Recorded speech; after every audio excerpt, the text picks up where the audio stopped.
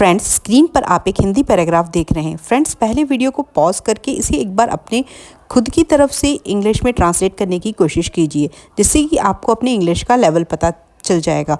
उसके बाद मैं इसका स्टेप बाय स्टेप ट्रांसलेशन करवाऊंगी और इनमें जो भी इंग्लिश एक्सप्रेशन, फ्रेजल वर्ब और ईडियम्स यूज़ हो रहे हैं उसे अपनी डे टू डे कन्वर्सेशन में कैसे यूज़ करना है सिखाऊंगी। तो चलिए वीडियो शुरू करते हैं। आज मुझे एक नई जगह जाना था, लेकिन मुझे रास्ता ठीक से पता नहीं था। Friends, day to day spoken English का पैराग्राफ है। देखिए, आज के लिए हम यूज करेंगे टुडे। टुडे मुझे एक नई जगह जाना था, मतलब मुझे एक नई जगह जाना पड़ा। ठीक है, तो इस तरह के सिचुएशन में हम यूज करते हैं had to. I had to go to a new place. क्या होगा? I had to go to a new place. जैसे कि मुझे खाना बनाना पड़ा, I had to prepare food. ठीक है, तो वैसे ही यहां पर हमेशा याद रखें, हैड टू के बाद में वर्ब की फर्स्ट फॉर्म आती है, ये हमेशा याद रखें। ठीक है, तो today I had to go to a new place, लेकिन मुझे रास्ता पता नहीं था। कैसे बोलेंगे इसे? But I didn't know the way very well. But I पता नहीं था, इसके लिए हम यूज करते हैं डिड नॉट। डिड नॉट की कंट्रैक्शन फॉर्म होती है डिडंट, ऐसे लिखते हैं didn't know. But I didn't know the way. Way मतलब रास्ता, वेरी वेल मतलब अच्छे से, लेकिन मुझे अच्छे से रास्ता पता नहीं था। अब हमेशा याद रखें, हैड टू के बाद में हैड और टू जो हम साथ में लिखते हैं उसके साथ में हम वर्ब की फर्स्ट फॉर्म यूज करते हैं, और डिड नॉट या डिड के बाद में भी हम डिड नॉट के बाद में हमेशा वर्ब की फर्स्ट फॉर्म यूज करते हैं। नो का मतलब होता है जानना। मुझे पता नहीं था, did not know. So today I had to go to the new place but I did not know the way very well. अब इसे कैसे अपनी स्पोकन इंग्लिश में इनकॉर्पोरेट करेंगे? देखिए, एक बहुत ही प्यारा एक्सप्रेशन है जिसका मतलब होता है, जिसे हम कहते हैं इंग्लिश में आई am not familiar with this area. जैसे आपको कोई एरिया से आप परिचित नहीं है, उसके लिए इंग्लिश एक्सप्रेशन होता है आई एम। ये आई एम की आई एम, इसकी कॉन्ट्रैक्शन फॉर्म है एम। इसे कैसे बोलेंगे? एम। फ्लुएंसी में M. I am not familiar. Familiar मतलब किसी भी चीज से परिचित होना, और नॉट फैमिलियर मतलब अपरिचित होना। विथ दिस एरिया मतलब मैं इस एरिया से परिचित नहीं हूं। आई am not familiar with this area. कैसे बोलेंगे? माफ कीजिए, मैं इस इलाके से परिचित नहीं हूं। आपको किसी और से पूछना चाहिए। जैसे आपने पूछा किसी से एड्रेस, आपको क्या ये एड्रेस पता है क्या? आप उस एरिया से परिचित नहीं है, कैसे कहेंगे? Sorry, I am not familiar with this area, you should ask someone else. You should ask, चाहिए के लिए शुड आया है। You should ask someone else, किसी और से पूछना, किसी और से, समवन एल्स। जैसे कि आप ऐसे भी कह सकते हैं, देखो मैं इस एरिया में भी नया हूं, इसलिए मैं इस एरिया से परिचित नहीं हूं। I am new here, I am new here, so I am not familiar with this area. I am new here, so I am not familiar with this area.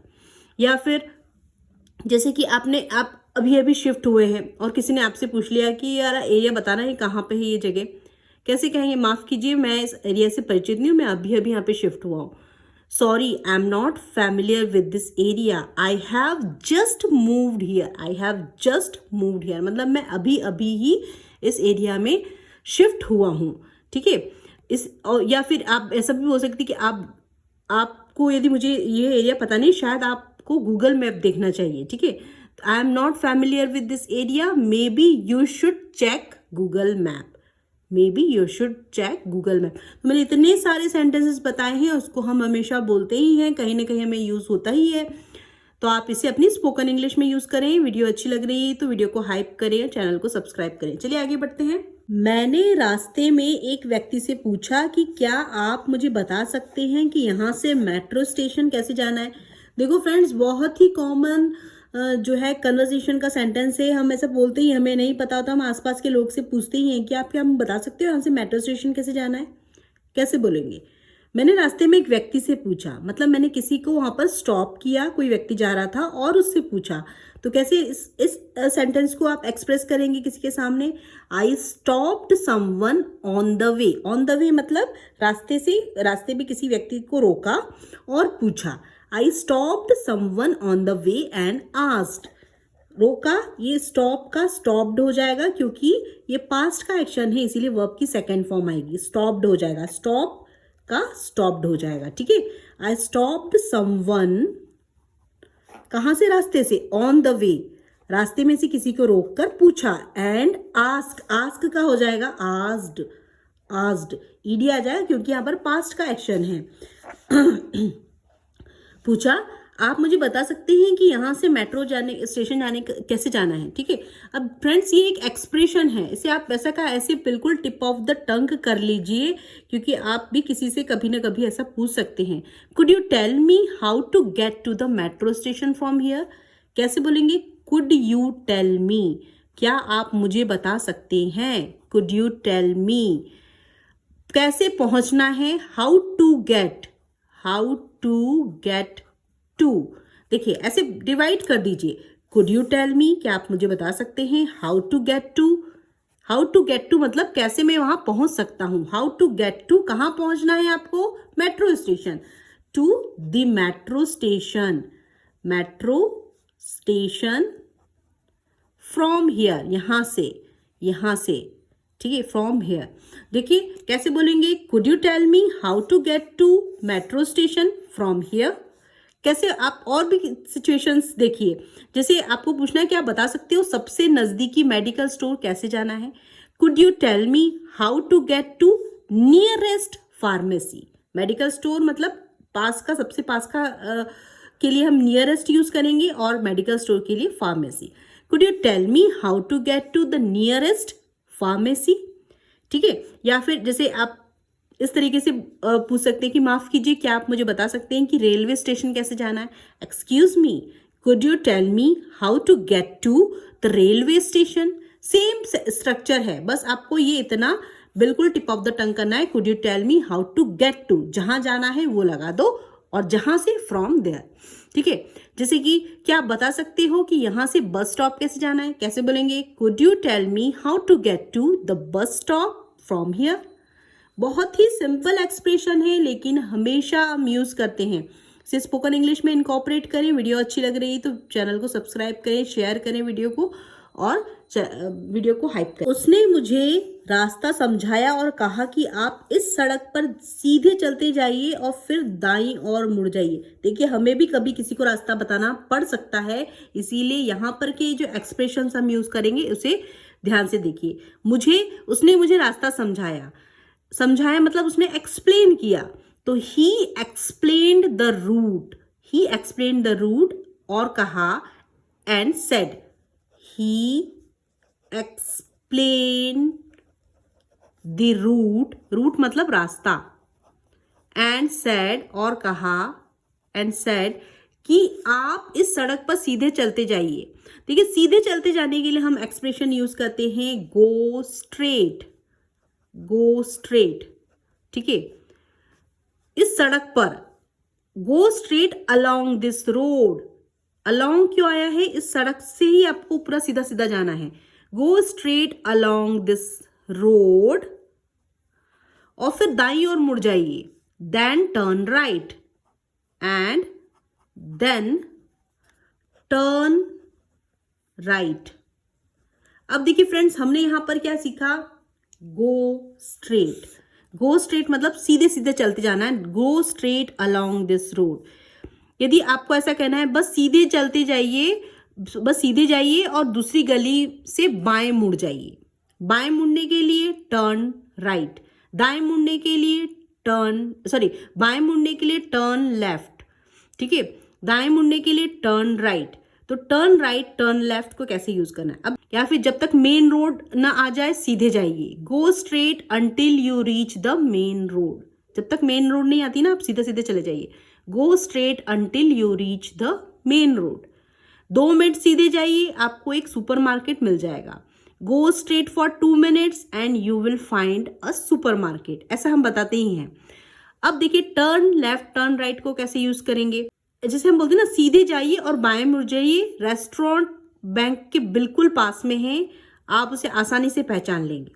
आप उसे आसानी से पहचानने के लिए हम कहते हैं यू कांट मिस इट।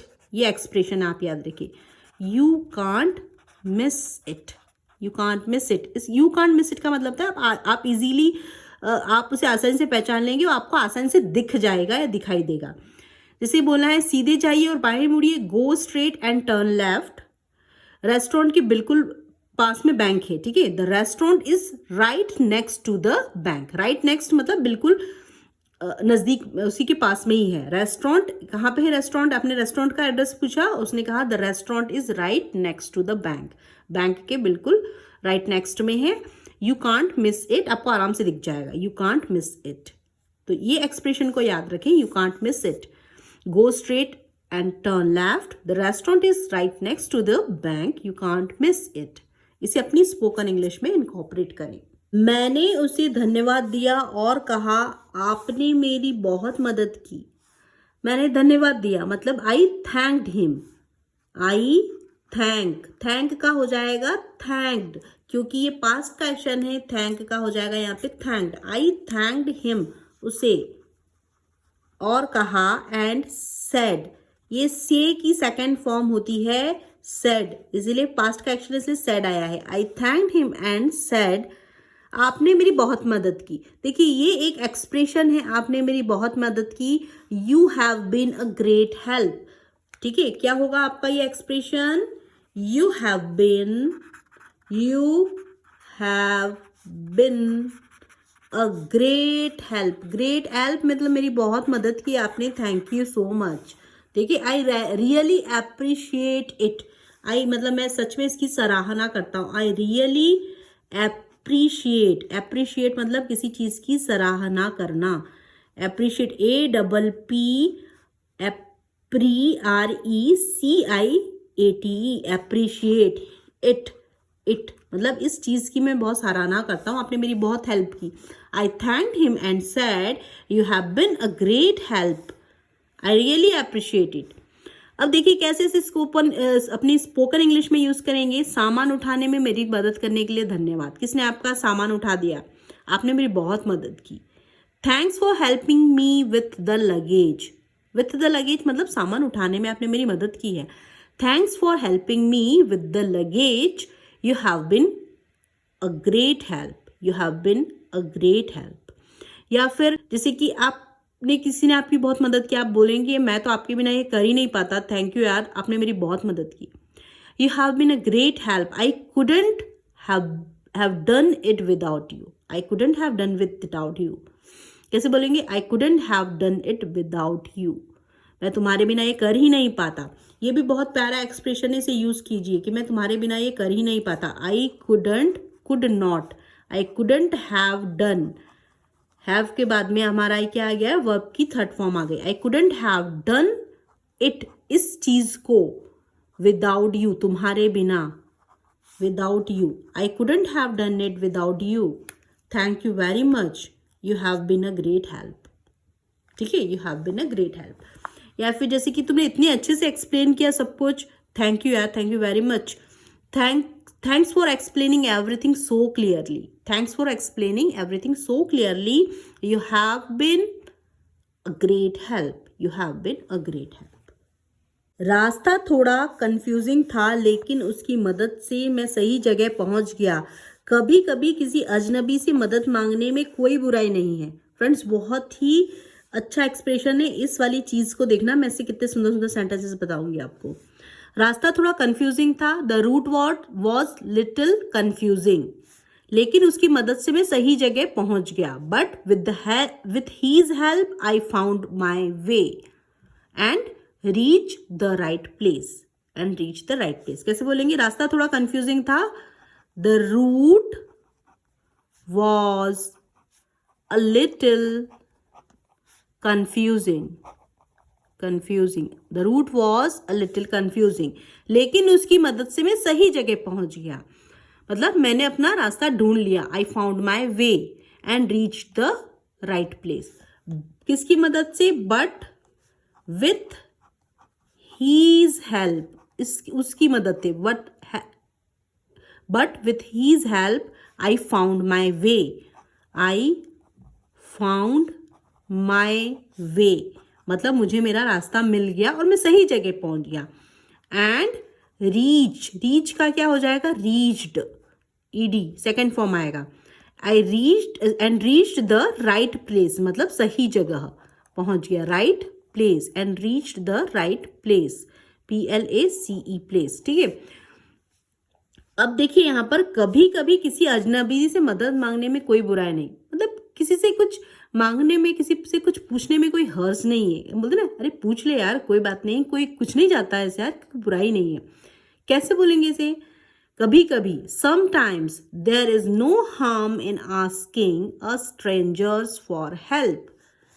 क्या होगा, यहाँ पर हम एक्सप्रेशन सीखने वाले हैं, तो ये वाला कैसा होगा translation, sometimes there is no harm, कोई बुराई नहीं, there is no harm in asking, पूछने में कोई हर्ज नहीं, बुराई नहीं, asking a strangers help, a stranger for help, किसी अजनबी से रास्ता पूछने में, किसी से कुछ पूछने में कोई बुराई नहीं। तो यहाँ पर हम सीखने वाले हैं there is no harm in asking. कैसे इस सेंटेंस को अपनी स्पोकन इंग्लिश में इनकॉर्पोरेट करेंगे, there is no harm in asking. जैसे हम बोलते हैं ना, मुझे नहीं पता कि वो मानेगा या नहीं मानेगा, लेकिन पूछने में क्या हर्ज है, पूछने में क्या बुराई है, पूछने में कोई बुराई नहीं है, ऐसा बोलते हैं ना। कैसे बोलेंगे इस सेंटेंस को, I don't know if they will agree but there is no harm in asking, but there is no harm in asking. I don't know if they will agree but there is no harm in asking. ठीक है, या फिर आप इस तरीके से भी बोल सकते हैं कि शायद देखो तुमको कुछ अच्छा बेटर प्राइस दे दे, वो पूछने में क्या बुराई है, एक बार पूछ लो, तुमको एक अच्छी कीमत में दे सकता है वो। ठीक है, कोई चीज़ आपको खरीदनी है, आपको झिझक हो रही है उसे प्राइस नेगोशिएट करने में, तो आप बोले पूछने में क्या हर्ज है, एक बार पूछ लो, कभी तुमको बेटर प्राइस मिल जाए। कैसे बोलेंगे, maybe they can give you a better price, there is no harm in asking, maybe they can give you a better price, there is no harm in asking. ठीक है, और एक चीज आप यहाँ पर देखिए, एक है आई found my way, I found my way मतलब मुझे रास्ता मिल गया। अब देखिए कैसे इसको यूज करेंगे स्पोकन इंग्लिश में, मैं थोड़ी देर के लिए रास्ता भटक गया था, लेकिन आखिरकार मुझे रास्ता मिल गया। आई, भटकने को कहते हैं लॉस्ट हो जाना, I got lost for a while but I eventually found my way, I eventually at the last I found my way, इस तरह से भी बोल सकते हैं आप। जैसे कि चिंता मत करो, अब मुझे यह इलाका पता है, मैं अपना रास्ता ढूंढ लूंगा। Don't worry, I know the area now, I can find my way, I can find my way. अब जैसे क्या होता है, कभी कभी हमारी फ़ोन की बैटरी ख़त्म हो जाती है और हमें गूगल मैप के बिना रास्ता ढूंढे, हमें बिना गूगल मैप को फॉलो किए आना पड़ता है। तो कैसे बोलेंगे, मेरे फ़ोन की बैटरी ख़त्म हो गई है, इसलिए मुझे गूगल मैप के बिना वापस आने का रास्ता ढूंढना पड़ा। माई फोन डाइड, बैटरी ख़त्म होने का मतलब बोलते हैं आप, my phone died so I had to find my way back, way back मतलब वापस आना, I had to find my way back without Google maps. I had to मतलब पढ़ा, फाइंड, देखिए हैड टू के बाद में वर्ब की फर्स्ट फॉर्म फाइंड आया, I had to find my way back without Google maps. तो इस तरीके से अपनी स्पोकन इंग्लिश में छोटे छोटे सेंटेंसेस को इनकॉर्पोरेट करें, बहुत जल्दी फ्लुएंट हो जाएंगे। वीडियो पसंद आ रही है तो वीडियो को हाइप करें, चैनल को सब्सक्राइब करें, ज़्यादा से ज़्यादा शेयर करें। सो फ्रेंड्स, ये सारी यूजफुल इंग्लिश एक्सप्रेशंस हैं हमने जिसे सीखे हैं इस पैराग्राफ में। एक बार फिर से रिवाइज कर लेते हैं। क्या आप बता सकते हैं कि कैसे जाना है, डैश डैश, कैसे बोलेंगे, could you tell me how to get to, जो भी आपको आगे बोलना है, ये इंग्लिश एक्सप्रेशंस हैं। Could you tell me how to get to station, how to get to mall, जो भी आपको ऐड करना हो इसके साथ में ऐड कर देना। सीधे जाइए को क्या बोलेंगे, go straight, STRAIGHT, go straight, दाएं बाएं मुड़िए, दाएं मुड़िए को बोलेंगे टर्न राइट, बाएं को टर्न लेफ्ट। क्या बोलेंगे? टर्न। मुड़ने को बोलेंगे टर्न राइट या फिर लेफ्ट। ठीक है।